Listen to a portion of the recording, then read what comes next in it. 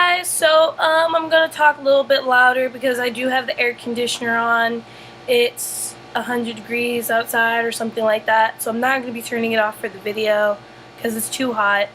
But I basically wanted to spend this video talking about VidCon 2014. It was, well, it could have been better. Don't get me wrong, I had some fun. I went with my friend Ela, who you have all seen before. I'll link her channel down below. And we stayed with a bunch of people. I'll link their channels down below. And they were all awesome. But the biggest issue that I had with VidCon was basically the fangirls. Now, I am a fangirl, do not get me wrong. I am a total fangirl. I consider myself a fangirl. But the way that these girls reacted was out of control. For one thing, they were young. They were pretty young. It was difficult to find someone my age or older. They were mostly like 15, between 10 and 15, but they were out of control, and they are supposed to have their parents with them, but you don't see any of their parents around. Now you're probably wondering, what do I mean they were out of control? Well, for one thing, every time they saw a big YouTuber, such as Jack and Finn from Jack's Gap, or Sandpepper, or I'm trying to think, anybody from O2L, they would scream and then stampede. Now, last year I thought it was bad. I thought the stampeding was bad.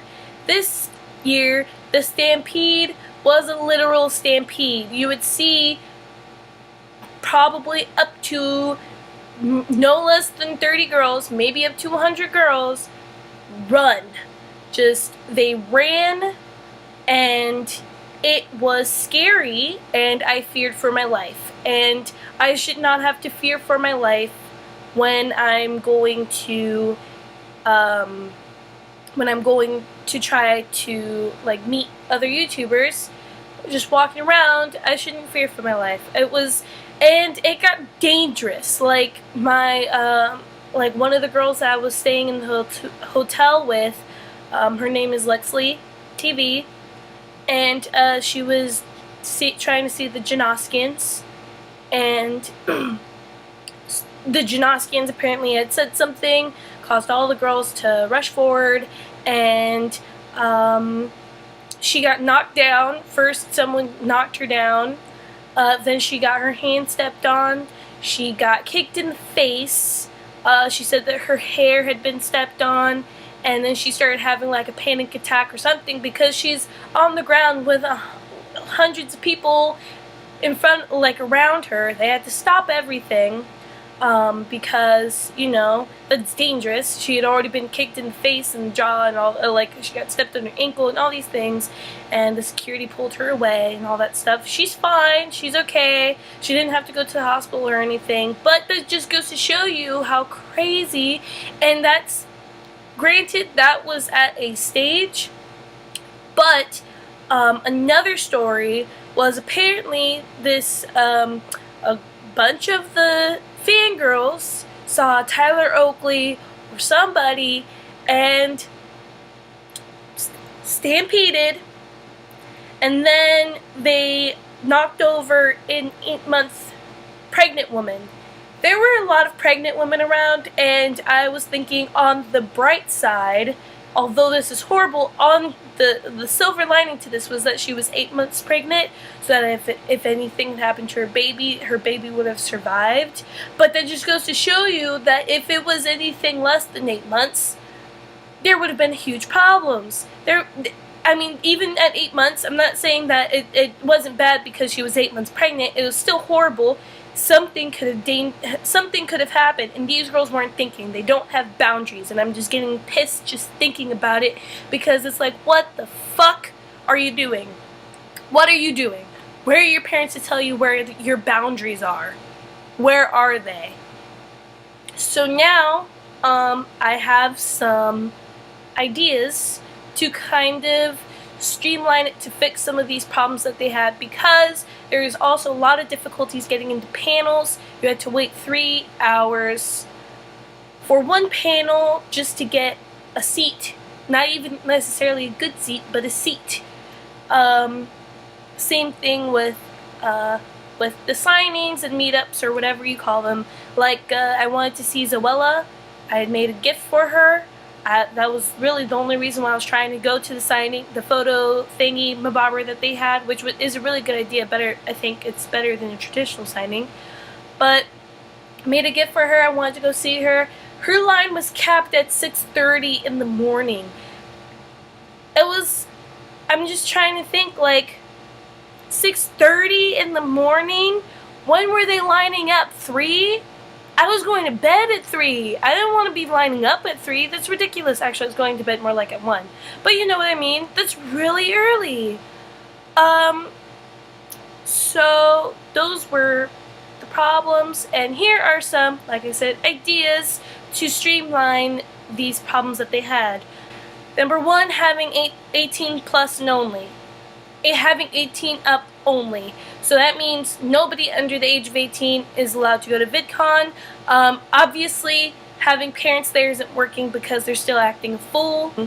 Number 2, having people register for panels at the time of registration when they're signing up for their tickets.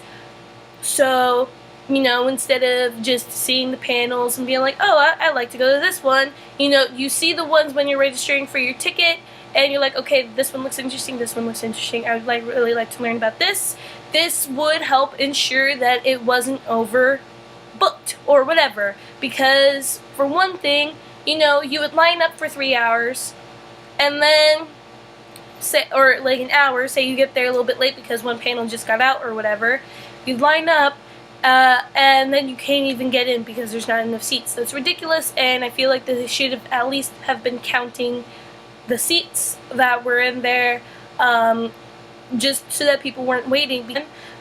Number 3, registering for the panels at registration, as well as keeping who's in the panel a secret. So you wouldn't find out who's in the panel until the agenda at VidCon, or they'll announce them, or like a few days later or whatever.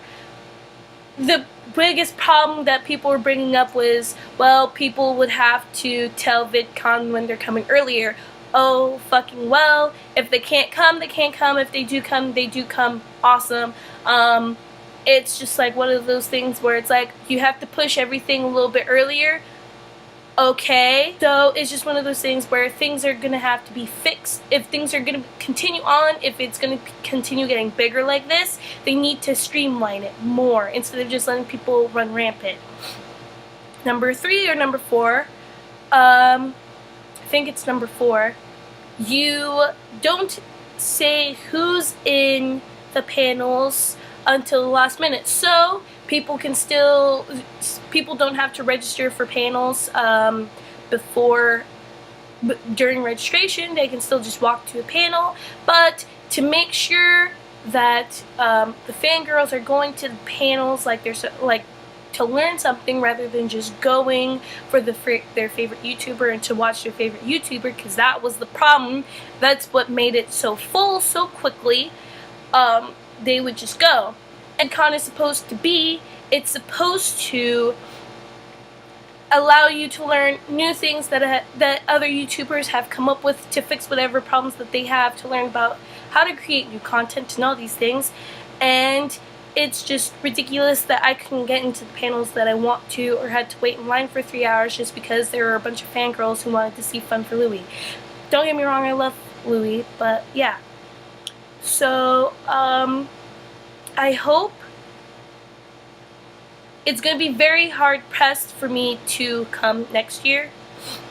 A lot of changes would have to be made. And, yeah. That was my week with VidCon. And please go check out my montage vlog thingy that I made, and I'll talk to you guys later.